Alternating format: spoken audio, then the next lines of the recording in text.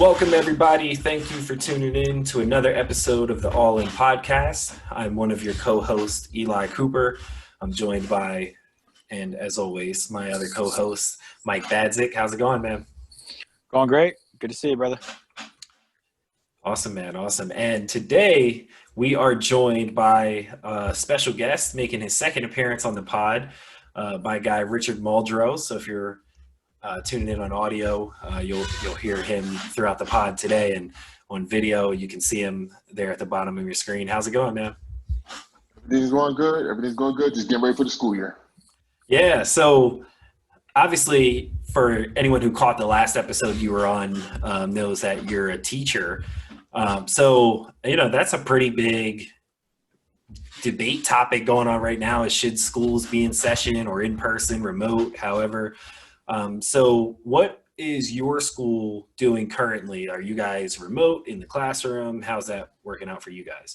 So right now, we're going to be going fully remote, not just our school, but the whole entire district. Gotcha. So we're going to be going fully remote until November. That's when they're going to reevaluate. So the whole first marking period will be fully remote. But they're giving us teachers the options to come in and work in our classrooms, or we can fully work from home, or we can do like a hybrid model. So it should be pretty interesting, but right now we're fully remote. So what grade do you teach again? 11th and 12th grade. 11th and 12th. Okay. Yep. So, a lot of the things that I hear about this, or one of the biggest thing that people point out, is like you miss that social interaction, and like that's kind of crucial for, I don't know so much for 11th and 12th graders. I feel like you should pretty much be socially where you're at. But a lot of the younger kids will struggle because they kind of need that. Yep. So what's your thoughts, on the positives and the negatives of teaching and schooling remotely? Okay, well, I'm going to start with the positives first. We're in a technology age where, technology pretty much makes the world go. So, the positives is, especially for both teachers and students, you learn different platforms. I'm really big now on Google. I wish we had Google when we were coming up, Yeah. we didn't have it. I know I don't know, Mike, you probably didn't have it. Eli, you didn't Nah. have it. Younger, we had not Ask like Jeeves. now. Remember Ask Jeeves? Jeeves. Yeah. That's huge, yeah. But you have like a Google Cloud and things like that where you can just, do your, we have Google Classroom. You just, make an assignment, they do it there. You can turn it in, and you got all types of tools to grade it. It makes your job easier. So Yeah. I think the positives is, the technology, giving kids an alternate platform from the normal everyday setting, where I guess you get a chance to play, I won't say play around, but try out a new method of, learning, maybe, this could be the new model, so I think that's some of the positives, but obviously the negatives is just that social interaction. Some students benefit being in school, because maybe their home life is not as, prosperous and not as, inviting. Whereas maybe you can go to school and just, have a good, some kids just go there to have a good time and see their friends. So I think just the negatives, just it can be a mental thing, just sit behind a computer 8 hours out the day and spit out instruction. That can take a lot of somebody, even on teachers. I know me, man. I'm ready to go back to my classroom. 3 or 4 months sitting here, and I also taught summer school too. So I didn't have a chance to go in my classroom. So it's just like you start to get bored, and Right. it starts to hit you in the mind I can't do this. I need to get out the house. So Right. I think it's a psychological effect too, and just like I said, just not being around people. I think the social effect. So that's some of the negatives. Now, are they going to be, when you're doing this remote, is it still a full day? Are these kids going to be in school for 8 hours? So I know what our school is doing. They're doing a different type of schedule. So it's like an A and B schedule. So it will be a full day, except, maybe one day, the one A day, you'll have, 5 periods. And, so I guess how it would go is, for example, one day you would get your English, science, elective classes. Next day you get your math, social studies elective classes. So it's split up where you're not getting all your subjects in one day, Gotcha. all your classes in one day, but it is still a full 8 hours. Or we're 7.5 in Newark, Right. Sure. our school. So it's like that. It'll be split up A and B day. So, but yeah, it's still a normal day. So my brother's school, he's still in high school. They're doing they're going to class. They're going to go to the school. Okay. So, I mean, that's a whole another debate if that's a good idea. But they're going to do if he goes Monday, then Tuesday he doesn't go, and then Wednesday he goes, and they're only sending half the kids. So half the kids will go Monday, half the kids will go Tuesday, half the kids will go Wednesday, and then so on. Okay. But they're still going to have the same length of school year, which, also you could argue that, well, why wouldn't you send the same kids on Monday, Tuesday, then clean it out, then do what I mean? But, dumb decisions that school board members make. But, I think one of the things that we're kind of seeing, and this is something that we're seeing from working from home, is we can really do this from home. It's not as drastic as what we would think. When we first looked at this maybe 6 months ago, we're like, how are we going to get everything done? How do you feel your ability to actually educate, you feel like your kids are going to be shortchanged at all? Or do you feel like you guys can actually do this to a high level, even remotely? All right, see I can answer this. I won't say they're going to be shortchanged because education is going to be education. We're going to teach to our best ability. We're going to make sure we have the resources. We're going to make sure that we give, the right direct instruction, and that we do it to the best of our ability. I think where some of the road bumps, especially, I don't know how it is in other schools, but I know just in urban ed, some of the road bumps that we might, run into is, maybe kids not having internet service or the high speed internet service. Even I know our district has done a lot this summer trying to get good internet plans for our students who might not have those plans. Same with the Chromebooks, because something we run into last year, you have some students that come from multiple spouse homes. So it's a lot of they got to share their laptop with their brother or sister, so they were missing out on class. So that's always some of the roadblocks that you might run into. But I think, with how we're going to be doing it this year, these apps, you can record your sessions and upload them on Google Classroom or whatever type of platform you use. And I think it will still give the child the opportunity to at least get caught up if they missed out. There's wins and losses with that, because it can, some kids could benefit from it and some kids might struggle because they might lack the computer literacy to navigate Google Classroom, even though you might have showed them countless amount of times or whatever. I think it just all depends, but I know they're holding us to a high standard this coming up this year. Hopefully we don't have to be in here long. Hopefully we just do it for this first marking period and move on. Yeah. But it just all depends. I guess I could say it depends on the student, but I know they're holding us 100% accountable to make sure these kids are learning. Yeah. So we got to just adjust to it and just do our best. So, the safety obviously is the most important thing, and I think those are all great points with the technology that's out there. I think especially for high school kids, I'm not so much concerned for them as much as I would be for younger kids. I think that's where it gets a little more difficult. Now, because you're teaching in Jersey, right? Yeah. How are high school sports operating? It was pretty controversial out here. Obviously, you're still well connected in PA. PIAA voted to continue on with sports. Now, specific schools have chosen whether they're going to have fall sports or not, but football in general is being played in Pennsylvania. I don't know, the New Jersey board or however that works. So what's the status of high school sports in New Jersey? And I'm bad with the acronym for, I think it's the NJSSIA or NJSIA, one of those. That's too much. I know, I forget what it's called, but they are playing out here. Fall sports is a go right now. Certain schools, districts have canceled fall sports, but a majority of the schools around here are still playing. I know my school district is playing. You know, a lot of neighboring school districts in the county are playing. Everybody right now, for the most part, a lot of people are playing. Now, there's one powerhouse high school, Piscataway High School, where Rutgers is. Mm-hmm. They're a powerhouse. They got a really good, a nice little sports program, especially their football team. Like Malcolm Jenkins came from there. My teammate from Rutgers, Anthony Davis, who went to the 49ers, he came from there.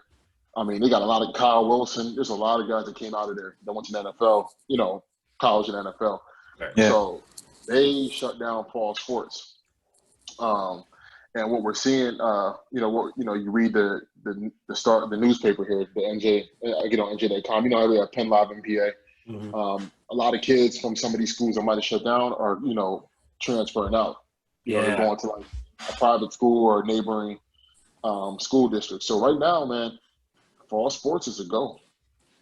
Yeah, and I think that is going to be a similar issue in PA. I had read something like the transfer rates are going to go through the roof with only certain schools closing and not all of them.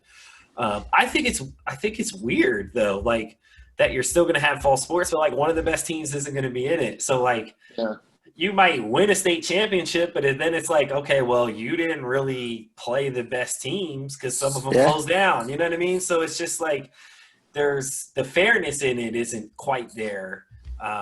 As far because some schools played and some schools didn't, so that's interesting. Are you still coaching this year? I will not be coaching this year. I'm stepping away for a little bit to focus on my, just focus on this online platform. But matter of fact, tomorrow is my first graduate school course. So I'm starting grad school, and it's just I gotta, that's going to take a lot of my time, practicing. That's it. So I'm taking a break from coaching. So you wouldn't have been coaching either way then? No. Okay. Not at all. Yeah. I at first I was trying to get work something out, but it was just like as more and more I looked into it, I'm like, it's gonna be tough. I want to do really well with this, and this is this is gonna be a long term. Hopefully, if everything goes as planned with this program, I do what I'm supposed to do and get. This will be a long term positive for me. Absolutely. I can move up the ladder in education, so I got to take this a lot more serious. Yeah, and like coaching's always going to be there. So the Masters obviously takes precedence. Good season to take off too. And then this is the perfect season to do that, right? Exactly. Yeah. So, and as an educator, you're and someone who was a former student athlete, it sets an example. Like this comes first. Like the student part comes first. So, bravo to you for taking those steps. Thank you. So let's get into some of the topics we had on hand for today. Obviously, the biggest one was the boycotts in the NBA, which were sparked by the Jacob Blake shooting in Kenosha, Wisconsin, who he has survived but is likely paralyzed from the waist down for the remainder of his life. And protests then broke out in Kenosha, got pretty bad. A 17-year-old kid with an assault rifle murdered 2 people and injured another. So things got pretty bad out in Wisconsin. And especially from the Milwaukee Bucks standpoint, guys like George Hill and, some others were impacted by it pretty harshly. So, we saw teams sit out. I think it lasted probably, when did it start? Thursday? I think it started Wednesday or Thursday. Wednesday. Friday. Games picked back up yesterday, and they're actually going on today. It's Sunday as we record this. So what were your thoughts? And we actually saw it amongst a lot of other sports as well, but obviously, the NBA was the trendsetter here. What were your thoughts? Do you think they did the right thing? And do you think they got enough out of it? Okay. Now, we had this talk, after George Floyd. First and foremost, we definitely have an issue in America. Okay. And before I get, because I go real deep into stuff like this because I'm passionate about it. I said this. I made a post about this. because there's been a lot of going back and forth on Facebook. I've seen people's different accounts and people that I know, people that I associate myself with. You know, everybody has that Amendment 1. You know, everybody has that, you know, that right to their, you know, right of speech, opinions, what have you. Right. Okay, we all have that. And one thing about me is, no matter what, I was taught to love everybody. You know, I was taught, you know, no matter what your race, ethnicity, sexual orientation, whatever, you know, you respect everybody. You know what I mean? But one thing I also was taught is if something is, you know, bothering you, or, you know, you have an issue with something, you speak about it in a politically correct way, you know, in the best way you know how. So I would say this has been long overdue. We need the platform, you know, the sports figures, because especially in urban communities, sports figures are heroes to a lot of people. Okay, so when a kid sees LeBron James take a stand like that, you know, for example, they're going to follow and be like, well, if LeBron did it, we're going to do the same thing. Right. And let me just go back, and, you know, you guys mind if I talk a little bit, you know about the issue? By all means. So I got to take my glass off. So somebody had told me, I had said something about 401 years of oppression for African Americans in the United States. You know, I'm not gonna, you know, a white guy got on the thread. Actually, it was one of my coaching buddies that made a thread that he made a comment about the things that are going on in the country that needs to be addressed. And I said, yeah, you know, it's been 401 years. And I'm going to explain that 401 years. And I said 401 years of post-traumatic, or I would say 401 years of oppression. I said the Black community is suffering from the post-traumatic stress of slavery. And what I mean by that is, you know, I mean in that slavery put a long-term effect on the Black community, Yep. the institution of it. And a man told me, you know, it was a white guy. He comes under and says, slavery is over, bro. Get over it. Okay. So, it took all for me to like hold it in. Right. All right. But what I mean by the 401 years, slavery has been around since biblical time. You know, it's been around forever. It's a world thing. It's nothing new. 401 years, 1619, the first group of slaves from Africa were brought to what we now know as like Hampton, Virginia.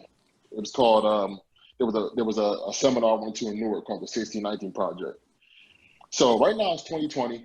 It's, you know, that's 401 years of oppression.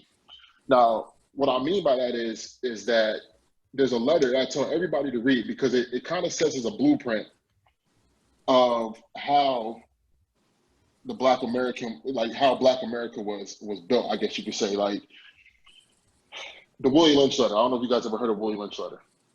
All right. It was written in 1712 by a man named Willie Lynch. He was a slave owner in the West Indies, which is, you know, present day, you know, Jamaica, I believe. Okay. Basically, you know, he had a method that controlled the slave, basically, that made the slave a slave, because nobody in their right mind is going to want to comply to what's going, you know, to something they're not used to. So when you think about the Africans that were brought across, a lot of them came from royalty.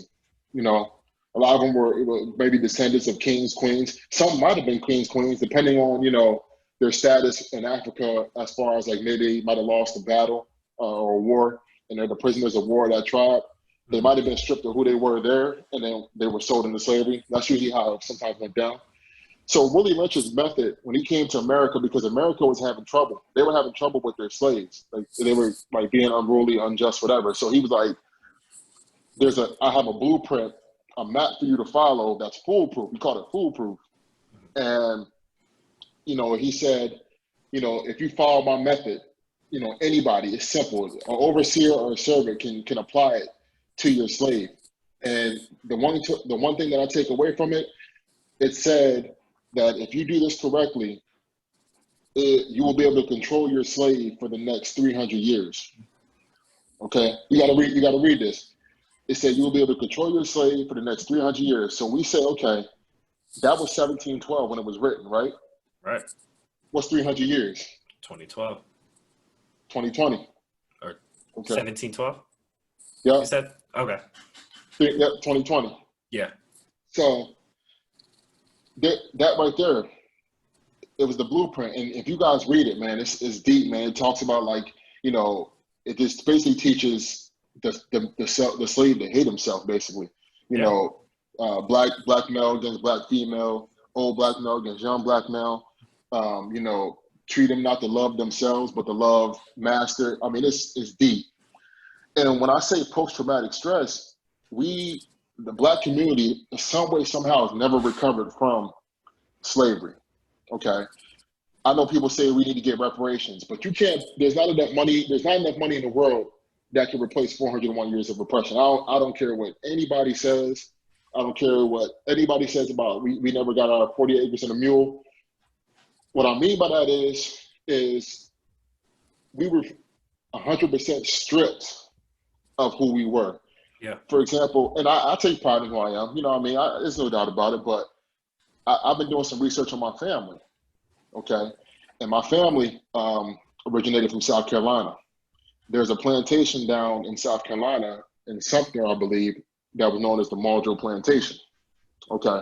So when I think about stuff like that, I'm saying every time that I sign my name on a document and I sign, you know, I put my name on something that Muldrow, am I really saying, is that really, you know, is that me? That's what I mean by the post-traumatic stress. It could be something like that. And that's big. You just don't know, you know, you don't know who, you know, you don't know where you really originated from. You got to go back and try to trace it because it's been wiped away. Right. So the black community, it never really, you know, there's a lot of opportunities and things that happen now. Yeah, I'm not saying nothing changed, but it never really, you know, that's still a post-traumatic stress. Yeah. So that's one. And then, in my opinion, there's not a lot of strong leadership. And what I mean by that is you got a lot of community activists and community leaders. Yes. But in today's modern age, if you study history, you'll see that every time there was a strong leader, they either were killed or they were, you know, constantly picked on, or like, you know, what was the FBI, you know, people penetrating their system, brought them to a close. So, you know, you use Martin Luther King, for example, strong leader, could gain the mass of people, unite them for a different cause. Malcolm X, same thing. He was killed by his own people, the Nation of Islam. However, you still have people who was in there in that organization who was tipping them off what was going on. You know, I think if you ever watched the one documentary, one of his security guards was an FBI agent. Okay, he didn't know that, but that guy was. And then the one people I like to use as example, Black Panthers. There's a movie coming out called I think it's called Judas and the Black Messiah. That's about Fred Hampton. Fred Hampton was probably he was the next big time leader. I mean, he was next. He was 21 years old, but he functioned and moved like somebody, like, you know, like an OG. That's what you call him, an OG. He was able to get the young people on board in Chicago, and then his message was going to spread across the country. You know, he was the next big thing. FBI assassinated him. So you think about it, man, when you have a strong leadership in that community, when you have somebody that can speak up for your people and that can really put things into action, there's always something that's going to try to bring it down. Okay. So we fast forward to what's going on now. And I just think the leadership, now, yeah, you have people like Al Sharpton and all these people coming, you know, they did the march in DC, you know, and my thing is, where is that going to take us? You know, because they just had a protest in March a couple months ago, and it's still the same thing happening. Okay. Our youth, and you guys, I'm glad we talk about sports, because in our urban communities, a big thing that's a measure of success is through entertainment and sports. You know, it all comes together. Okay. And what I mean by that is, you know, we were always, you know, being a person of color, I feel, you know, our value is more so gravitated towards, you know, like how the world views us as athletes and entertainers. You know, we don't get a lot of credit for the academic and the, maybe the political, what have you, accomplishments. It's more so sports. So in our neighborhoods, and we're coming up, I remember I talked about this last time, being an athlete, everybody expects you to go to NFL or NBA or whatever, and everybody's counting on you to make it. Right. And you're telling the kid, you're telling your kids, be just like him. Look how hard he works. He's going to go to the league. But then when you don't make it, it's like, well, he didn't make it, so he's not really, he might not be of value to the community or what have you. Right. All right. So we're programmed to think that that's our outlets. And I know I'm kind of going off the thing, but it's like we're programmed to think it's sports or entertainment. That's it. I can't do nothing else. Okay. And I'm losing my train of thought here. Sports and entertainment. So when you look at what's going on now, I'm sorry. I have another example of that. If you ever watch a kid from Coney Island about Stephon Marbury, when he asked that little boy in the barbershop, what do you want to be when you grow up? And he says, I want to be a professional basketball player. He said, oh, that's nice. Stephon Marbury tells his little kid's like 7 years old. He's young. And he tells him, do you know that you could be the president of the United States? And it got quiet. And the kid couldn't answer. He said, I never heard that before. And Stephon Marbury, you can see him start to choke up. Yeah. He's just like, dang, that's what's going on in our community. They're being told that's it. Like, especially in Brooklyn, where he's from, that's it. That's the outlet. So where all this is coming together is now you see these sports figures is making all this money. They're doing all these great things on the court, okay, on the field. And our kids look up to them and they want to say, I want to be just like him based off of what they're doing on the court. What we used to say back in the day, we should have fade away, Kobe, RIP Kobe, stuff like that. Yeah. But now, from what I'm seeing now, athletes are really starting to take a stand. It started with Kaepernick. Yeah. And only a handful follow him. A lot of people thought he was crazy for doing what he was doing, but it started with Kaepernick. And now it went from Kaepernick, Kyrie Irving. Kyrie Irving said, I'm not coming back to play. Mm-hmm. Right now, our cause is greater than basketball. Yeah. Okay. And now here we go. We're back to square one. Another man in Wisconsin, regardless of what his criminal record was, regardless of what the alleged things against him, this man was shot 7 times in his back in front of his kids. Okay. We need somebody, the community needs somebody to lean on to spread the message. Okay. And this is what Kaepernick was trying to say, Kyrie was trying to say. So now the athletes are saying, you know what? Milwaukee started off because that's right in their backyard. This got to change. Okay. And you're starting to see a lot more people get involved in the movement. And this is before, even with George Floyd, they changed the Black Lives Matter. Is it enough? It's a tough question to ask because you applaud him for doing it. It's great. It was great to see, but as you can see, they're back to playing. Right. Maybe, it's like a gray area because it's like, what's the benefit of it? Are we better? If we boycott basketball and give nothing to watch, okay, then what's your next step? Are you going to take the streets and start marching and protesting? Or are you going to stop playing basketball and just sit back and let something else happen? Right. I guess the biggest message around all this is voting, correct? That's what they're talking about now. That was essentially the main takeaway that came from it. Like every NBA arena is going to be turned into a polling place. Right. They created these social justice coalitions, and the other thing was advertising spots in each game, which they were already doing, but I guess they just wanted it intensified. But those were the 3 things that came out of the boycott. Yeah, I mean, and that's great. But here's another thing I've seen is 20% of the NBA is registered to vote. Yeah, I saw that. That's incredibly low. Wow. For a predominantly black league, it's extremely low. And we all know. I mean, fellas, I'm not against. Politics is politics. You're not going to get every promise fulfilled. Everything that they say they're going to do, they don't do. Because one, you might not have the support. It's always going to be a heated rivalry between Republican and Democrats in that Senate.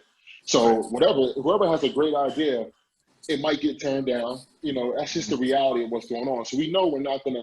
You can't really. How can I say this? You can't really rely, you know, on some of the hopes that the government that they're going to say they're going to do for you, because it's not going to happen. Like I mean, I say never, but student loans. Come on, you think that's really going to get wiped out?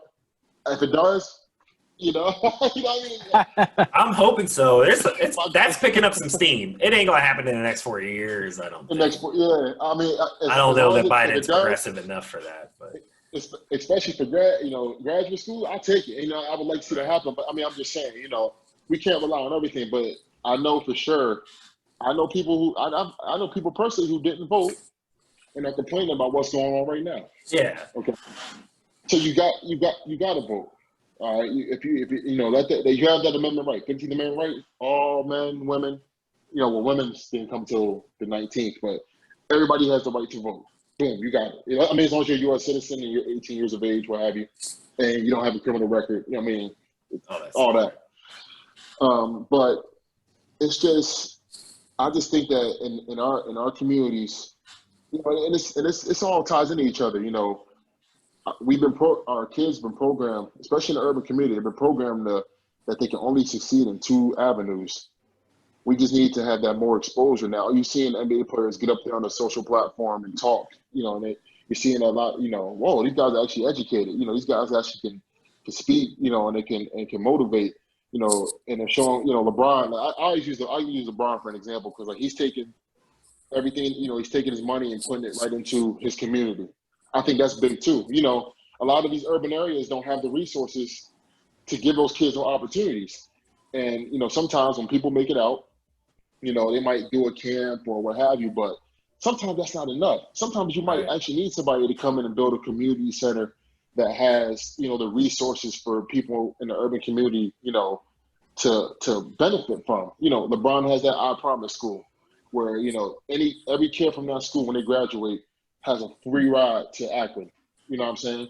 That's big, because now you're educating the masses, you're getting the people the opportunities. You know, they're going to come out with jobs if they follow through with everything and follow the blueprint. They're going to be set, you know. And I think athletes, I mean, you got to take care of your family. I get it. You got to take care, you know, there's things that you want to do because you worked hard to get there. But I think that's some of the things that's missing, and I think could help with some of the you know, the issues that we're facing in these urban communities, you know, with the crime and things of that sort. If you give people opportunity and you have more stuff for people to do, the less you're going to have with the crime and the you know, the issues going on. Say, like, we talk about the police, and I you know, I have family members who were police officers. You know, I have family members who were in the federal government, you know. So not all the police are bad. We get that. You know, there's a few bad apples, as we can see, who just don't have a respect for protocol if they're supposed to follow, what have you, you know. But, you know, even our urban communities, if, you know, you have those resources and, you know, where people have to turn to crime and things of that sort, then you're not going to have to worry about the police as much, you know. So I just think we need our athletes on a whole general level to step up more. You know, like Michael Jordan, I think he gave $100 million. I forget how much he gave to the Black Lives Matter movement, but we need a little bit more, Mike. You know what I'm saying? I just bought a pair, and I'm not a Jordan person, but I just bought a pair of Jordan 1s because they go good with my. I got a tattoo that goes good with the shoes. You know, and you know, but you know, the people that are buying your clothing and sneakers are people who look just like you, and they come from areas that's, you know, if you look good, it takes precedence over your education. It takes precedence over your health. You're worried about being fly and flashy. You know what I mean? The drip, you know. Well, that's what we got to start putting more of the investment in the education in, you know, so that we can have, you know, when you stand on the platform like BLM, like Black Lives Matter, you got to know what you're talking about, you know. And I just think, you know, I just think that this country is just suffering from, you know, the institution of slavery, the overall, just the social economic, I mean, the effect it has on the people. And it's just, I think, you know, with the president and how he comes across, and the things that he preaches, like, man, he doesn't even acknowledge these people. Like when they say their name, like he gets up here and he talks about everything that's going on. The protesters, are, being unlawful, and, he's just talking crazy. But he doesn't even acknowledge why they're doing it. Like he doesn't say, I'm with the families of Breonna Taylor and George Floyd and Ahmaud Arbery and Ahmaud Arbery Blake, Mr. Blake here. He just gets up there and he just beats around the bush. Well, our federal federal police is doing a really nice job of handling what's going on in Portland or Chicago. And it's like, look, man, you're showing the world that you don't care about the issue that's occurring in our country. And people feel like they have the right to do certain things because you preach it in your like you hear his speeches. I'm the law and order candidate. He told the police, they're being too soft on their arrest protocol. So you need to wrap it up a bit. You need to rev it up a bit. And some police officers take that stuff to the extreme. And as you can see, they use that privilege. And there it goes. And we've seen it. It's been a lot of white cops, but also you see it with black cops as well. You see it. I hate to say it like that. Obviously, most recently, it's been a lot of white officers shooting black, but also like Freddie Gray, it was a mixture of it was black and white that was inflicting pain, and it's just like they need to do something with the police. You need to do something with the gun laws because you can't tell me that a 17-year-old kid can come from another state. Matter of fact, from what I read, his mama brought him to protect the town. You ain't even from Wisconsin, bro. You from Illinois. You come up with an AR-15 to protect the town, and then you you kill two people, injure one, and you're able to walk past the police with nobody stopping, and just saying, basically just like, all right, I shot 3 people down there, for self-defense. Right. So I just, I'm all over the place with this because it's a very emotional topic to talk about. But I just think there's so much that can be done. Maybe honestly, they might need to boycott sports. If sometimes you see something, like I said, if you take, if you just say, if NBA's players say, the hell with this, we're done. Now we're going to go back and take it to the streets. We're going to organize protests. We're going to march with the community. NFL players, same thing. You take some of these star players. We're done. We're not playing. Right. We're going to go see what's going on. We're going to see what our community needs. Maybe that might wake up the country. But I know also money is power. Teams could say you're not going to get paid if you boycott. And some guys can't. Some guys can't afford. It's put it like this: how much are you willing to sell out for your people? That's how it comes down to. Because you look at Colin Kaepernick, before they kind of shut him up. Well, they did shut him up by paying him. He was willing to do whatever by all means necessary to get his point across. Right. And it involved losing money. Now Nike ended up giving him a nice little contract for that, and then, they use it as a platform. They sold a jersey and some sneakers and whatnot, but it's how much it's with these athletes is how far are you willing to go. I think Jaylen Brown said it. He said, if you go home, but don't go home and just sit there.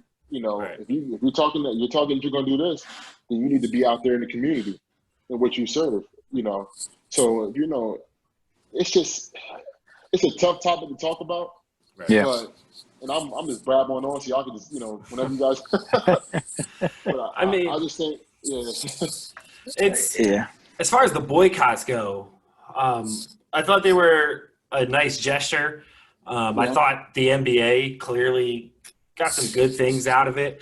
The issue is that, like I think Doc Rivers put it best, it's not the NBA's job to fix the world. But it is their job to be a part of it, right? And this was their way of being a part of it. And I think most of the boycott came from their frustration of feeling so powerless. You know what I mean? These are guys who have reached the top of their craft, multimillionaires, you know what I mean? Stuff like that. And they're still watching their people die. And it's just like, dang, man, like I'm out here playing a game for millions of dollars and people who don't have that privilege are still dying. And it, at the end of the day, like, yeah, that's true. But unfortunately, with the money that you have, you still don't quite have the power that is needed to make the changes, right? We could stop every sports league and completely boycott them forever until that's not. It doesn't necessarily mean that changes are going to happen, right? Because how many of the people who truly need the changes in their hearts, right? You're talking about regular people who still don't get it. Those people stopped watching sports already, especially the NBA, so they didn't care about this boycott. This didn't change their hearts in any way, shape, or form. Yeah. So that wasn't going to, a boycott wasn't going to solve that issue. Yeah. Really what it comes down to, and the biggest impact that the NBA has is voting and educating as many people as possible on the importance in that. And I get it, especially amongst Black people. So many Black people have given up on the system because it has not worked for us. I get it. I just had a discussion with a college friend of mine, and this is something that we talked about. He doesn't vote. He's adamant about it. And I'm like, okay, well, one, that's your right. You can exercise that. But don't discourage other people not to, for one. It's their legal right under the Constitution is to use their right to vote. But the thing is, ultimately, it matters. Voting matters. And it's not just picking between Biden or Trump. Like, those guys will not, neither of them will eradicate systemic racism. I'm here to tell you that now. Neither of those guys within the next 4 years, whoever gets elected, is not going to. Now, Joe Biden's going to try a little bit harder than Trump is, right, and from a federal level. But what really matters is the local elections that happen. Right? And your Congress and Senate, those are the people that pass laws and legislation. Guess who your police commissioner is selected by? In most places, it's your mayor. How many people even know their mayor? I can't tell you the mayor of York's name. I can't. Michael Helfrich. Something like that. I think I saw his name in the news when all these protests sparked out, but I cannot tell you his name off the top of my head. I voted in 2016. I don't know that I voted for him because I didn't pay attention, right? So that's something for me personally that's become an agenda that I've taken amongst myself, is becoming much more educated on mayor elections and things like that. Because and also a lot of these elections happen every 2 years instead of 4. We had the issue with Central. Really, every year there's elections. Pretty much every year, depending on where you live, there's an important election that happens. Even school board, pretty much happens. Muldrow, you're probably familiar. Out here and in the school district that I now live in, Central York had some racist comments that came out of a YouTube board member. Yeah, a board member. Their meeting was broadcasted on YouTube. People were highly upset in the Central community. Well, that person was just elected last year. The 2 ladies that were making the comments were literally just elected last year. It's an all-white school board. So even the people who don't agree with her, none of those people are in a position to check her. They're not educated enough on this topic for the most part, especially a heavy Republican school board, all-white school board, is not going to check her comments. She has no one there even refuting what she's saying. This is the issue. These are the people that decide your children's education, their fate, essentially, right? And we're not voting for, we're not even participating in these elections. You know what I mean? So that's where it starts. When you vote for the mayor and your mayor, the person you're voting for, needs to be on the page of understanding that police brutality is an issue, so that he appoints a police commissioner, sheriff, etc., who is willing to take the steps to fix that issue. So that's how you solve police brutality. Then you want to talk about defunding the police. And for those who are unfamiliar, defunding the police doesn't mean abolishing it, where there's no police departments. However, that is a movement that some people feel. I'm still in the defund place, and that's mostly the one that's picking up steam. What that means is reallocating funds, right? You're taking funds from the police department and you're allocating them into the communities. Well, the reason for that is because poverty is directly related to crime. And for the, these, I call them what they are. They're racist people who love to bring up black on black crime in times like this. They say Black Lives Matter doesn't care about black lives and black on black crime. Well, one, it's just not true. And two, the black on black crime is not necessarily related to just black people killing other black people. It's because they are disenfranchised people who are below the poverty line. They're doing these things, or involved in drugs and gangs and things like that, because that's where they feel is their only outlet, right? That's what you have forced them into by subjecting them to a lifetime of poverty. So that is what contributes to black on black crime. Not just black people don't just shoot black people because they're black. And it's also proximity, right? 85% of white people that are murdered by other white people. So white on white crime essentially is a thing then, right? Well, you never hear that term, but it's proximity and poverty that relates to crime, murder, things like that. So if you take funds from these police departments or in other places and you reinvest back into black communities, guess what goes down? Crime rates. Guess what happens when crime rates go down? You don't need as much police. When crime rates go down, police don't come out, they don't kill you. Wow. Interesting how that works, right? So these and how does that happen? Getting people into Congress, getting people in the Senate to pass legislation. They're the ones who determine where the funding goes. That's what's important. Joe Biden can, say everything that he needs to. He doesn't have control over that, right? He doesn't even want to defund the police, mind you. But ultimately, on a local level, he doesn't have control over that for the most part. On a federal level, he does. But on a local level, he does not have control over that. That's where voting matters. And I think that was the biggest thing that came out of the NBA's boycott was that, in getting people, these voting polling stations, because that's another form of oppression, is voter suppression, right? I know some states down south had certain polling places go, and then they got to drive an hour or two, to go vote. Yep. It will help with that, especially when a lot of these arenas are in, right, the city, so they're going to be closer to people, to majority of people. So I thought that was important. We'll see what comes out of these coalitions. I'm not I wouldn't say fan, but like the NFL has a players coalition as well. Not much, in my opinion, has come out of that. So I don't have much faith. But I think if you're talking about the advertising, which was the third thing that came out of the boycott, the advertising needs to be directed towards educating people on the power of voting, not just presidential. The discussion that we're having right here, right now, is what more black people need to be educated on, because they don't understand that this is where, these things come from.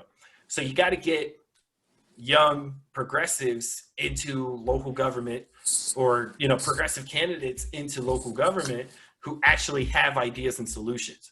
But if you're sitting out elections, it's pretty much proven when black people sit out of elections, Republicans win. It's as simple as that. We have the power to determine elections with our votes. When we sit out or we don't show up in large numbers, a lot of times Republicans end up winning. So that's where the change needs to happen. And hopefully the NBA boycott will bring a lot more light to that. But ultimately, at the end of the day, it's not on the NBA to even carry this movement. It's on us three. It's on regular people. It's on your Facebook friends. It's on the people listening to this podcast right now. It's our job to carry this movement. How much more powerful would a nationwide boycott be of work, right? If everybody, who goes to a regular job boycotted going to work, the economy would collapse. That's where major impactful changes. The NBA has a very small impact on the economy. So does the NFL. So do these other, sure, they generate a lot of money, but ultimately your a nationwide boycott would be something more powerful and impactful than what an NBA boycott would be. So sure, they can set the trend, but if other people don't follow, which, you know, maybe the NFL will, I don't know that they need to now because the NBA is back to playing and most sports will go back to playing by the time they start. They probably won't, but it's about, a lot of times it's about the message that you're sending with it. Well, Yeah, I think that's where the NBA players do have an opportunity is with these local elections. Like when they talk about putting pressure on the owners, like Right. because we do talk about this national stuff and we talk about Trump and we say, you know, if you support Trump, well, like Trump isn't responsible for mass incarceration and he's not responsible for these terrible police policies. And, you know, federal government typically don't really have a big impact on that. Joe Biden, like Eli said and Richard said, you're not going to have a huge impact on that. But what does matter is messaging. And Right. Donald Trump's message is he refuses to even condemn the cops who commit these murders. Like that matters. Like, and it might not matter to people on Twitter who are, you know, already woke or whatever you want to call it. But like to the average person, the president's even if you are a Republican, you are a moderate Democrat, and you're just an average person, like the president of the United States, their messaging matters. Like that is an important thing in this too. And that's why I think people should get behind Joe Biden. But the local elections is where you're going to see the changes in the defunding of the police, like Eli talks about. But that's where the NBA owners have a lot of pull, right? Like these guys are very rich in their areas. They have a lot of sway in their regions. Like even Milwaukee's owner, and Milwaukee, you know, it's kind of, you know, not, you know, it's kind of, it's ironic almost that this is where this this attempted murder happened. And they're the team that spoke out about this because you already had Sterling Brown on the team who was a victim himself of police brutality. And they're the team to come out and do this. You know, this isn't the first time NBA players have had a boycott. The Celtics in 1961 boycotted a game in St. Louis because some of their Bill Russell, some of their teammates were denied service in Kentucky, so they boycotted in St. Louis. And this is what we see NBA players do. They lead the way on these issues a lot of the time. And we can talk about how maybe that's not what we want, but that's just the situation we're in. There's a lot of levels to this, though. I think there's short-term effects of this boycott. There's long-term effects. The short-term, probably the biggest one is, you know, the narrative around this was kind of dying down. Even if you just watched the news or whatever, but like if you watched the games, like yes, they were asking questions a lot of the time, but like even when the games first started, we were seeing every national anthem because we were seeing every player on a knee.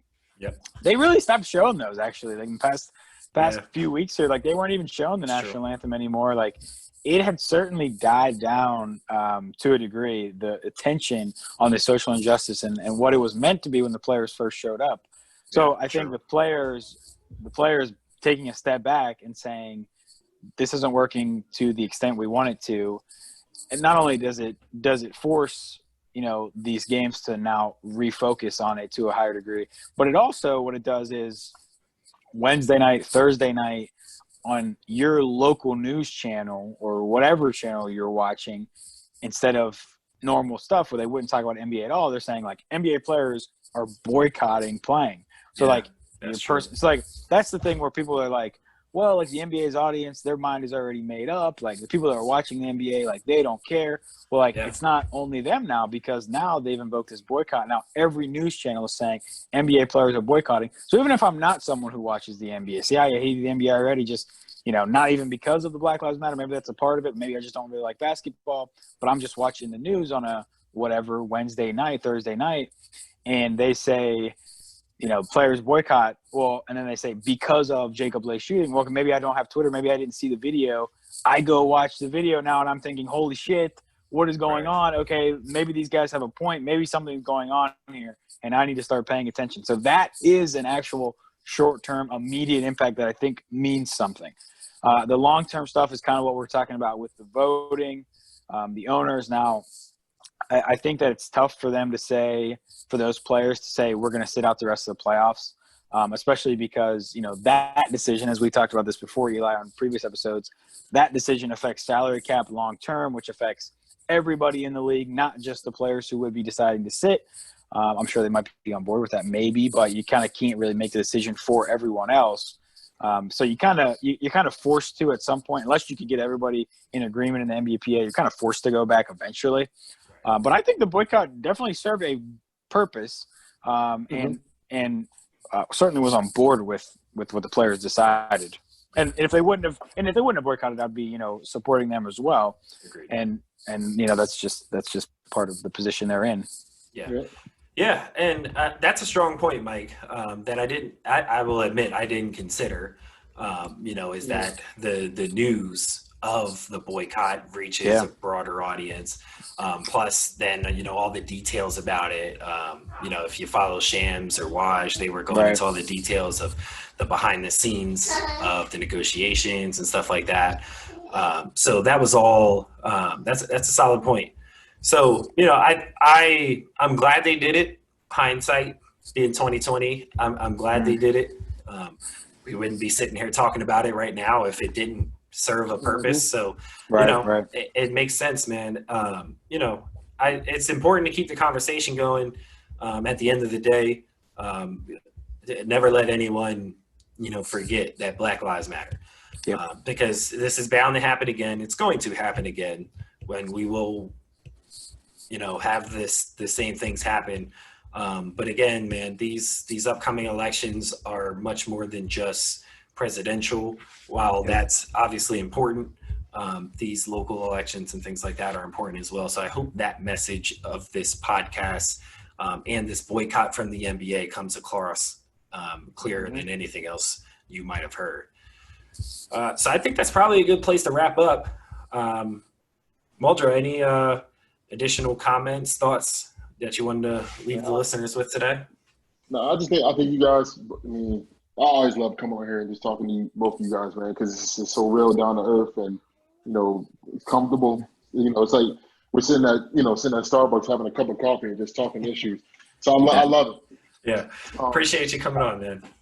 Yeah, thank you. All that I would say is, I know you mentioned like Central York and all that. I think one thing that does need to change, coming from a teacher perspective, is maybe, to keep America aware. I think because you got to learn history no matter what. I think there needs to be a strong, we call it culturally. I just had it all with me. I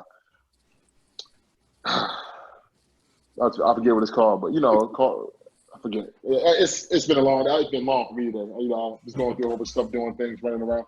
But we need to have, keep everybody aware of what's the times.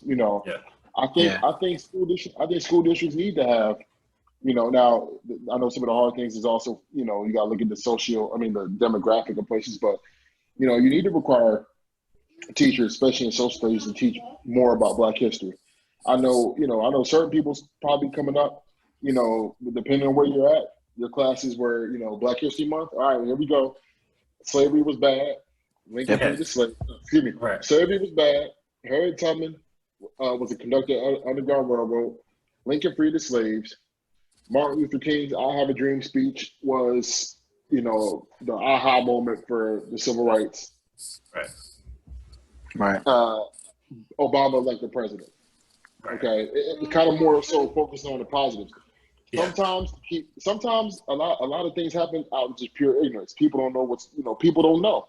Mm-hmm. You'd be surprised, even in Black communities, unless you're getting it from home, in certain schools, kids don't know their history. Yeah. So I think it's important. That's what I'm saying. When you say something as strong as Black Lives Matter, sometimes you get up there, you got to know what you're talking about. Right. You got to know what you're protesting for. You got to know who came before you.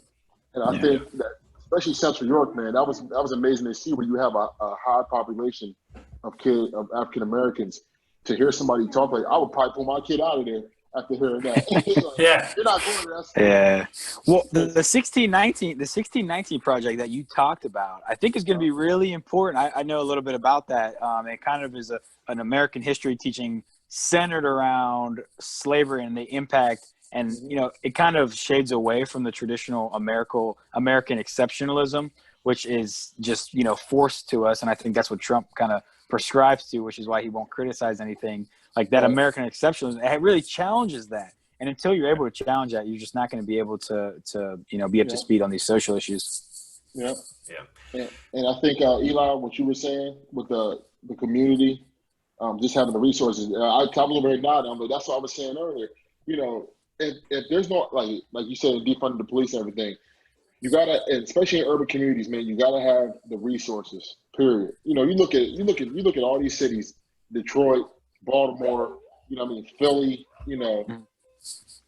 Especially I like using Detroit because Detroit had, at one point, it was an industrial boom town. You had all the Ford, General Motors, you know, then you had Motown. You had so much stuff. You had opportunity. When that stuff gets outsourced and you take that stuff out, now what next? Okay. Yeah. And Detroit and all these places they had some issues too with the riots during the civil rights movement. Like I said, no leadership. You know, you take your leader away, people have nobody to lean on to. Chaos usually follows up with that. So it was a mixture of that, outsourcing because of the lack of leadership and everything that was going on. And now you leave pretty much a city as a black hole.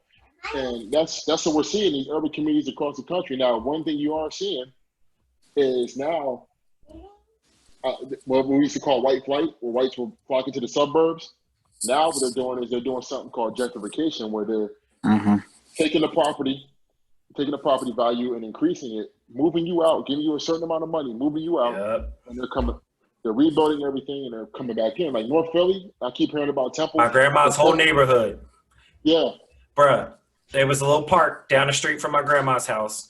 Right. That me and my cousins, whenever we used to go visit in Philly, she's from Northwest Philly, Roxborough area. Right down the street. Broken down, busted down park. Yeah. BS looking park, right? Look, that's not worth anything. But we used to go there and hoop when I used to go stay in Philly for summers with my cousins. Yeah. And that entire street, for as long as I knew, was beat down. And now you go to that same street, there are 500K plus valued houses throughout it all, except for my grandmother's house, the only one that she owns and will not sell. They have gentrified the entire neighborhood, took the whole park down. It's not even there anymore. They're these condos, which are like 500K plus in worth, that take up the entire area now. And it's all, her neighbors went from all black to all white. Yeah, and you can't afford to live there. And then what happens is these kids, like the people that come from there, they're getting pushed out farther and farther. So now they go to the suburbs, and here's where it's like a revolving circle. It's like a 360. Then you go to the suburbs, and they don't have the resources for these people who are coming out there. So they might bring a different culture and everything. Then they go to schools, they experience racism. They experience the lack of education because, you know, they're already profiled as a city kid. Unless they're good at sports. If you're good at sports, you're good. You're going to get in there, you're going to ball out, you're going to do, you know, what have you done for me? But if you're just a regular kid coming in from North Philly and they push you out, you don't have the resources, they don't hire the teachers to accompany and, you know, accommodate, then you're swimming up. That's what's going on. And, you know, it's just crazy, man. It's a revolving door of what's going on right now. And I just think, you know, we got to keep pushing. We got to keep addressing things like this. And I know I want to get more involved. I know up here, you know, especially when this COVID stuff ends. I mean, it's starting to get a little bit more loose, but I definitely want to get more involved with some of the organizations around here in my community where I'm at in the South Ward in Newark. You know, with me and my fiance, we're talking about the, you know, getting back involved with the NAACP. You know, really like put our actions. You know, we've been talking about it. Now we really got to do it. You know, we really got to start stepping up to the plate and doing it. You know, just sitting back here talking. We want to really start doing things. You know, so one thing I hope, gentlemen, is that we don't have another outbreak. So but that's it. Yeah. And in regards to Central, I can tell you right now, I'm already taking them steps because the little one back here who is walking around is not going to be subjected to an education from people like that. Yeah. So I got something in the works. You know, working with some people on fixing that, at least to whatever I can control about it. So, it's important. Get involved, get active in your communities, people. And the other thing, before we sign off is I don't think people quite understand the economic impact that post-slavery, Jim Crow, stuff like that still has on the Black community. I'm gonna put a link in the description of our video today of another YouTube video that explains it and breaks it down.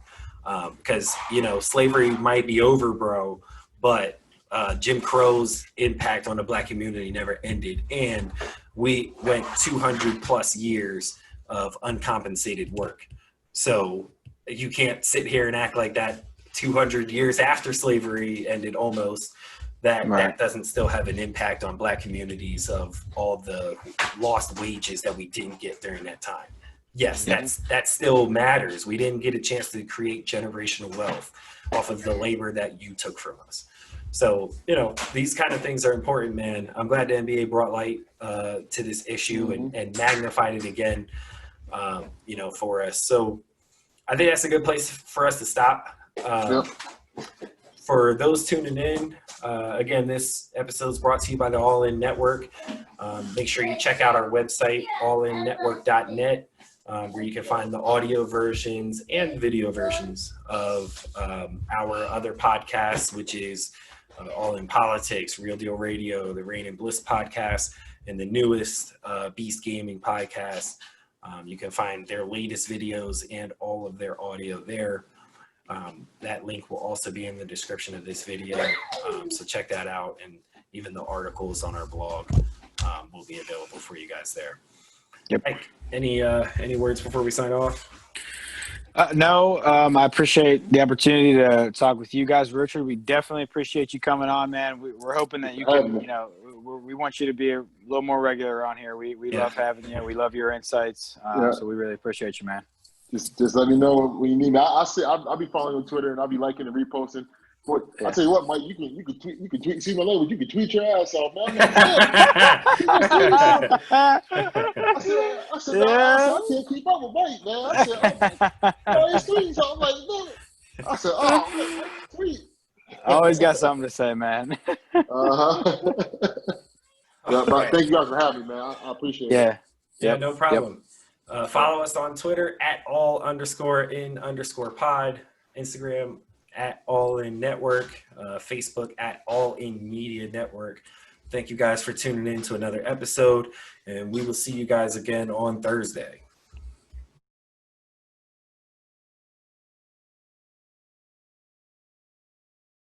Here at the All In podcast, we love talking about sports. That's pretty much our main topic. And in sports, you need to be reliable. Well, what's more reliable than Tavon's Lawn Care, LLC? It's a Black-owned family business in York, PA. Tavon's Lawn Care, or TLC for short, since they provide each job with tender love and care, has been in business for over 10 years. Founded by owner Tavon Parker, TLC aims to provide employment for underprivileged youth while providing great service at a reasonable rate. You can visit Tavon'sLawnCareLLC.com or Tavon's Lawn Care on Facebook and Instagram to view their portfolio and request your cost-free quote now. So if you need any kind of lawn care or landscaping job, visit Tavon's Lawn Care for your landscaping needs.